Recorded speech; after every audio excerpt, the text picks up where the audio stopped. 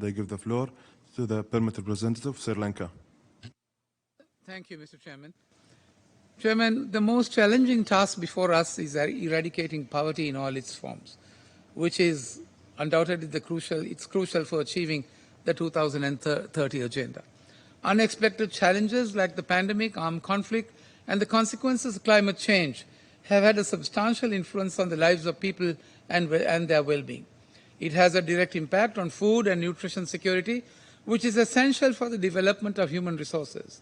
The most vulnerable communities have already been hit the hardest by these shocks, increasing inequality and impeding the 2030 Agenda for Sustainable Development, its implementation as well as the accomplishment of long-term sustainability.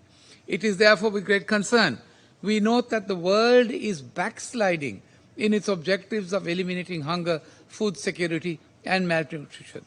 The government also intends to address this issue by employing at least 4 different policies to reduce poverty, such as minimum wage laws, social security, negative income taxes for the have-nots, while widening the tax net for the haves, and in-kind benefits.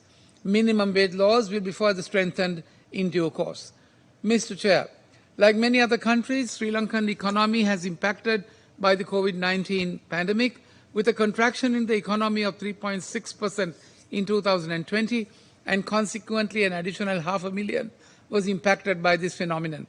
As the economy was on the way to recovery, the geopolitical and climate shocks impacted the economy severely, with acute shortages and spikes in the prices of essential products, including food, agriculture inputs, fuel, and medicine, resulting in double-digit inflation and compromising economic activity. Mr. Chair, the Government of Sri Lanka acknowledges that the greatest issue facing the nation currently is restoring economic growth. Despite these challenges, Sri Lanka has established a national strategy and program for poverty eradication and to address other connected development issues. Let me highlight some of the key measures.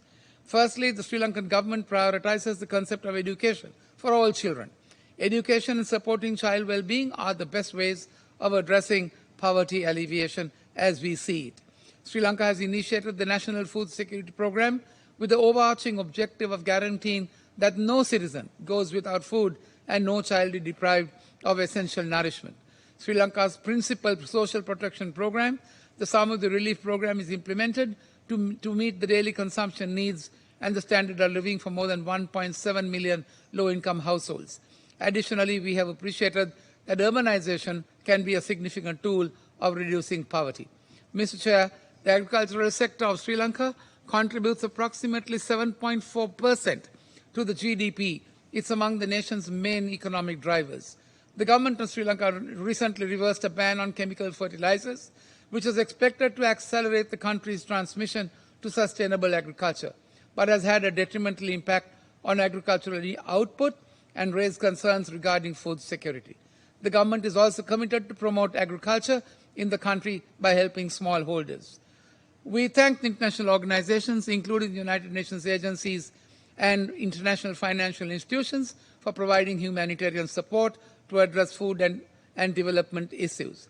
As an academic was pleased to observe, Mr. Chair, consequent to his research, he says that private enterprise and voluntary transactions they engage in encourage respect and dignity and help change the image of the poor. If we stop thinking of the poor as victims or a burden and start recognizing them as resilient and creative entrepreneurs and value-conscious consumers, a whole new world, he says, of opportunity will open up for us. The private sector is the best source of a job, or better yet, choices of jobs, business opportunities and products one can voluntarily choose to purchase in the hope of improving one's life. With opportunities, the poor can make their own choices on how to earn a living and what type of lifestyle they lead.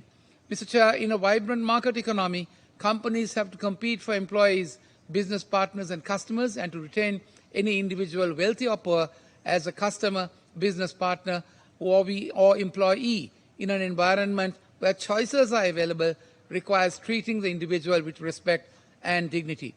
We should also throw out any romantic notions about the nobility of being poor and assume that all the world's poor are victims of exploitation by greedy individuals or the system. Each individual living in poverty, like the rest of us, is an imperfect human. I thank the Parliament Representative of Sri Lanka. I thank the Parliament Representative of Sri Lanka